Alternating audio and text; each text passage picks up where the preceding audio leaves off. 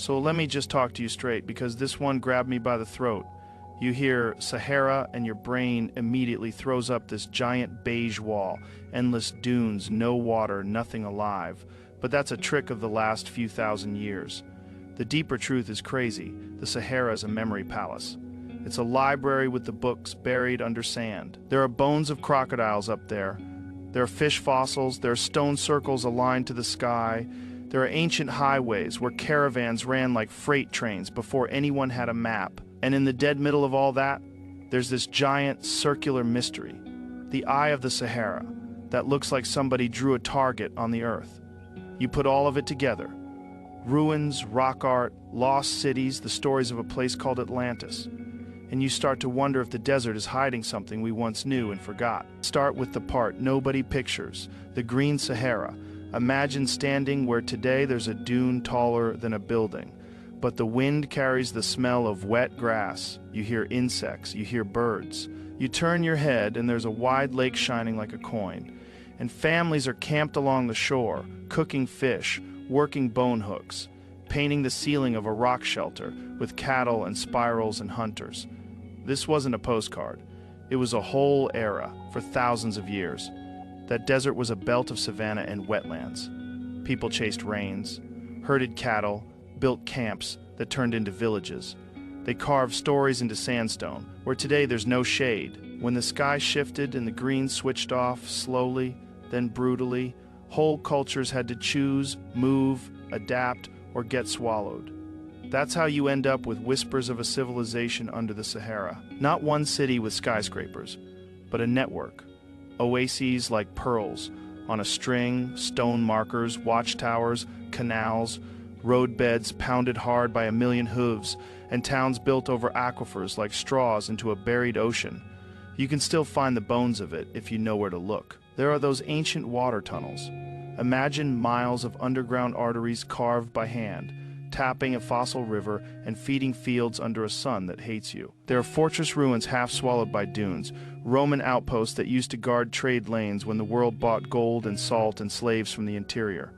There are rock paintings high on the plateaus showing people swimming, where today you'd die of thirst. And then there's the eye. If extraterrestrials had to drop a pin on the map and laugh at us, that pin would be the Eye of the Sahara. You can see it from space, a perfect set of rings, like a bullseye, stamped into Mauritania. It's so clean, it's unsettling. The first time I pulled it up on satellite images, I had to check if it was a prank. But it's there, huge and old and impossible to ignore. People see those concentric circles and immediately jump to Plato, the city in rings, water ring, land ring, water ring, channels reaching out to the sea. Is that Atlantis? I'm not saying that. I'm saying it looks like the kind of thing that launches 1,000 arguments at 2 in the morning, and for good reason. Here's the sensible version, the one the geologists will tell you while they sip coffee. The eye is a natural dome, a bulge of rock pushed up from below a long time ago, with different layers eroding at different speeds. Harder rocks hold, softer rocks melt away, and you end up with rings. It's not a crater. It's not a spaceship. It's ordinary Earth doing weird Earth things. And that might be true. But we can hold two ideas at once. One, the eye is a geological structure. Two, humans are magpies. We steal anything interesting and make it ours. If you're living in a green Sahara and you've got this circular ridge system sitting there like a natural amphitheater, high ground, nested walls, channels cutting out through gaps, are you seriously telling me nobody ever built there? Nobody used it as a ritual center, a market hub, a capital for a people who knew the rivers and the stars? Come on. I talked to a desert guide once who spends his life out there leading expeditions. Not the Instagram stuff, the real ones, where you're counting water skins and fixing axles in sandstorms. He said the weirdest part about the eye isn't even the shape, it's the leftovers. You find work stone where it shouldn't be. You find shards of pottery that don't match the modern stuff. You find trails pinned to the contours, like someone engineered traffic flow long before that phrase existed. You feel watched. That's the exact word he used. He said, the place hums, like it remembers. And the eye isn't the only clue. Further east, on a wind-blown desert floor, there's a stone circle older than your favorite myths. It's not gigantic, it's humble, but it's intentional. Blocks placed just so marked by people who are looking up at the same sky we look up at and caring enough to lock it into rock. Drive south into what used to be the shore of a giant lake, and you'll walk into a cemetery from a time when the water lapped the sand. People are buried with care, curled up with offerings, a mother and a child intertwined, like a sculpture of love. This is not nomads drifted through at random. This is culture. This is memory you can touch. Even the rock paintings shout it. On a sandstone canvas the size of a house, someone recorded stories. Men leading long-horned cattle, dancers with masks, boats sliding over water that no longer exists.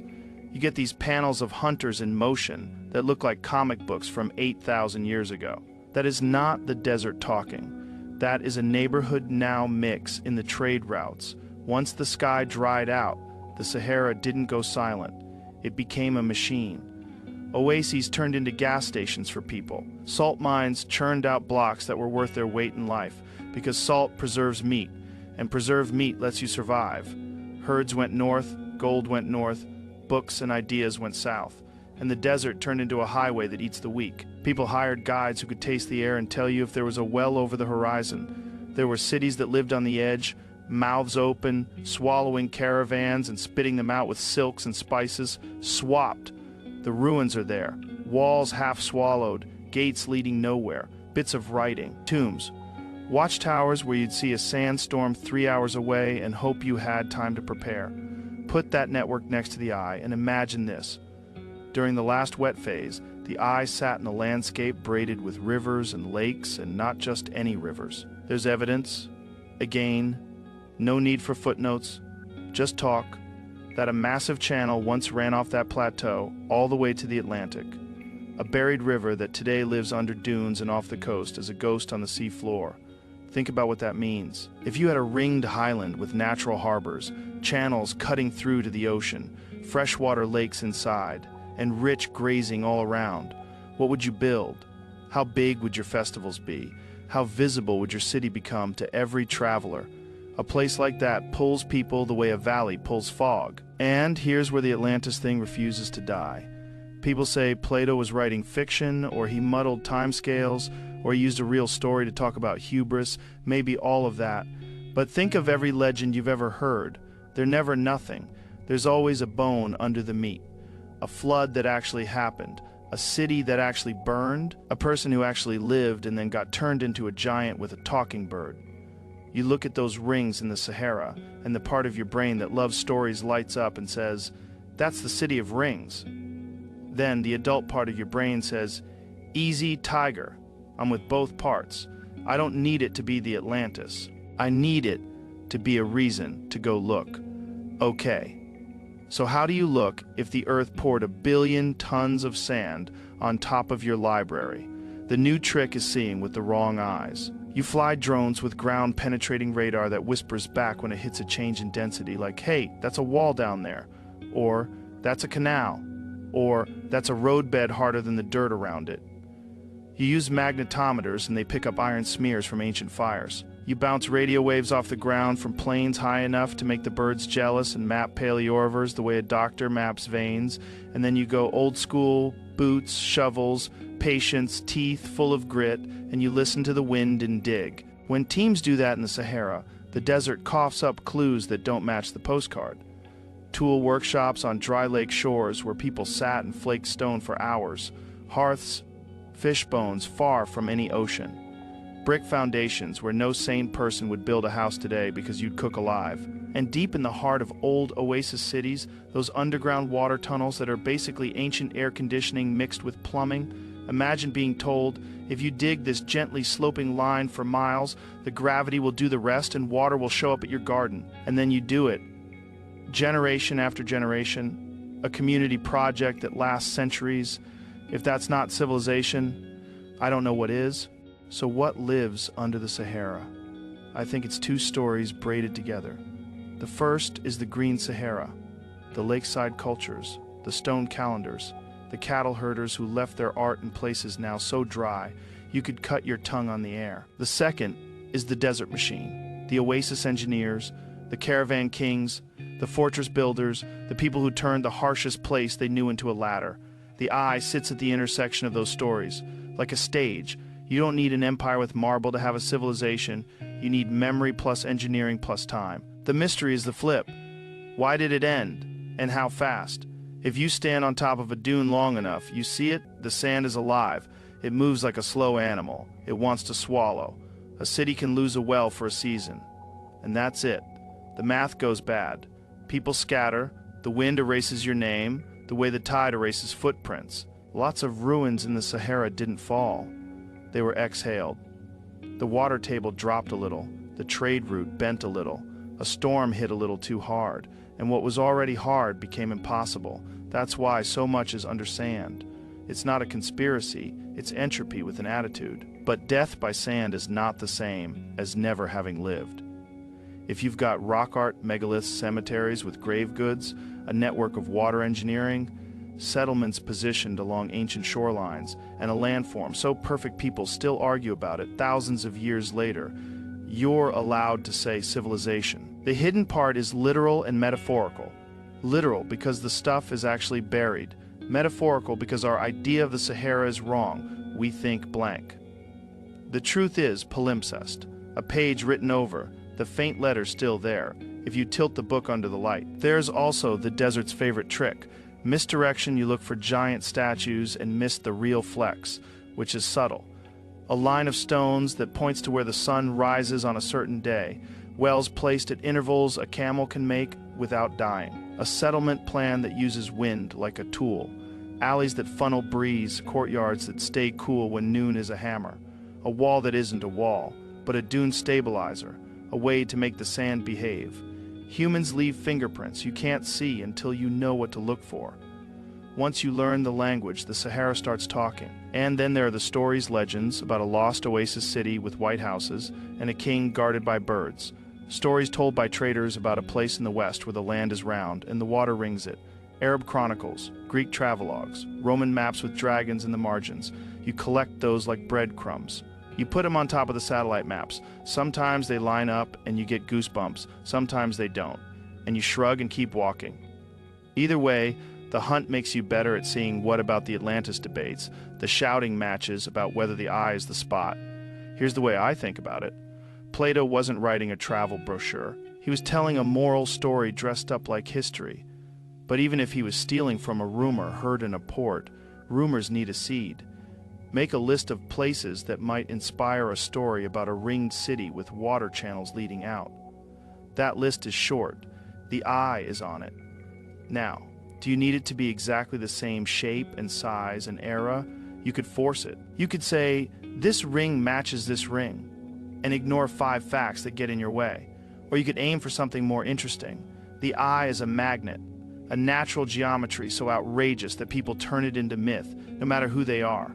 The geology gives you the stage, the climate gives you the crowd, the people write the play. 1,000 years later, a philosopher grabs the vibe and builds a cautionary tale.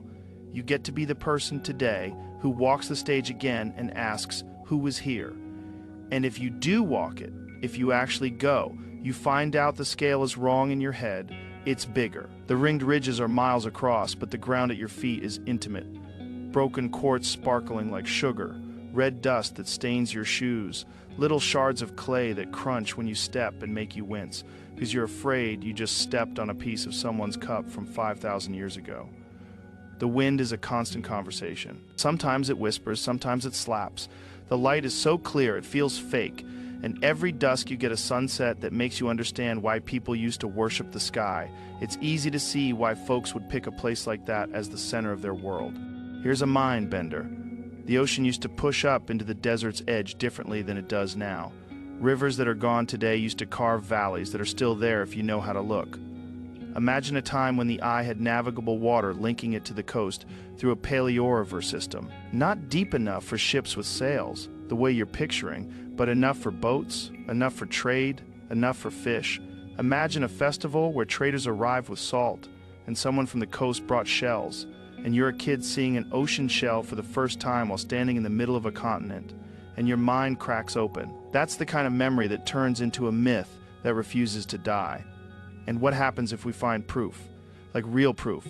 You peel back a dune on the outer ring, and there's a wall with tool marks and a wharf line cut into bedrock at the precise place a channel drains out. You probe the flats, and you hit a grid of foundations, a geometry that says city, not random. You core a pond and pull out a timeline of pollen that reads like a diary reads: date palms, cereal crops, sudden shift to desert plants. You take a drone over a flat, and the instrument draws a ghost map of streets under your feet. If we get even a couple of those, the conversation changes from "is there anything under there?" to "how big was this thing, and who were they?" The answer probably won't be a single empire. It'll be layers: people who hunted and fished when the lakes were full, people who herded cattle when the grass was thick, people who planted barley in fields, watered by hand, cut channels, people who built stone markers to talk to the sun, people who learned to ride camels and turn sand into money, people who built forts to tax passage, people who carved wells like organs inside the earth, and maybe, for a beautiful, impossible century, people who gathered at the eye when the water still ran and built a city of rings because the land made that decision for them. Why should you care beyond the fun of the mystery? Because the desert is a mirror. We keep thinking the world is fixed, and then the climate taps the thermostat and the room changes. The Sahara tells you what a pivot looks like. Abundance turned to scarcity. Shoreline turned to dust. Culture that adjusts or snaps. And also how stubborn memory is. A place dries up and people still draw it as a circle with water around it in a story told at night. The lesson isn't doom is coming. It's build things that pass the baton. Wells, tunnels, calendars, maps, stories, the stuff that helps your great-grandkids survive when the sky decides to remix. And there's humility in it. You can stand in that giant bullseye, put your hand on a stone someone carried for a reason you'll never know, and feel small in the good way. It rearranges your spine. It replaces certainty with curiosity. It makes you want to fund a student who wants to fly a weird sensor over a dune. It makes you want to learn how to read the land instead of arguing about it on the internet, if you're itching to be part of that hunt without ever leaving your chair. Here's the modern magic trick. The satellite maps are public. You can pan over the eye and look for the places where faint lines cross, where the sand seems slightly different in color, where a dry channel meets a ring gap. There are people who spend their nights doing exactly that, dropping pins, then messaging some poor archaeologist who suddenly has to decide which patch of the biggest desert on Earth to ground. Truth next. It's the crowd turned into a telescope. 1,000 eyes where before there were 10, and if you are the person who can get dirty. The desert's invitation is simple. Come with respect. Bring more water than you think you need. Bring a mechanic who can hear a problem in a car by smell. Bring someone who can read stars because your instruments will die and the sky won't bring patience. Bring a promise that if you find something that belongs to the past, you leave it in the past and tell the right people. This isn't a scavenger hunt. It's a conversation across time. So yeah, the hidden civilization under the Sahara. I'm not selling you a movie where we find a perfect marble city and a plaque that says, "Welcome to Atlantis, population 50,000. I'm telling you, there's a giant ringed landform that looks like a myth had a baby with a satellite photo. I'm telling you, the desert around it is littered with evidence of people who are not just passing through. I'm telling you, the rivers are still there. If you look with the right eyes, the stone calendars still point at the sky. The cemeteries still hold mothers and children who lived on lake shores that vanished before we wrote history. I'm telling you that if a place looks like a stage and feels like a story, sooner or later we're going to put the pieces together and find the city under the sand. Not one city, maybe, but a city made of time. And in the middle of all this, I keep coming back to a simple picture. A kid standing on a ring ridge as the sun sets, looking down at water in a channel, listening to drums from a market below, smelling cooked fish, watching boats pull up as traders unload salt and beads and stories from far away. That kid grew up, told those stories to their kids, and 1,000 years later somebody in a different language wrote them down and wrapped them in warning and philosophy and called it Atlantis. It doesn't have to be exact. It just has to be true enough to stick. That's the vibe. That's the heartbeat I hear when I scroll over the eye, when I stare at rock art, when I read notes from teams digging in places where your sweat turns to dust in seconds. The Sahara isn't empty. It's full of the lives we forgot how to see. And if we're lucky, if we stay curious and stubborn, the desert will give some of those lives back. One shard, one wall, one buried road at a time, until the phrase hidden civilization stops sounding like clickbait and starts sounding like a chapter we finally decided to read.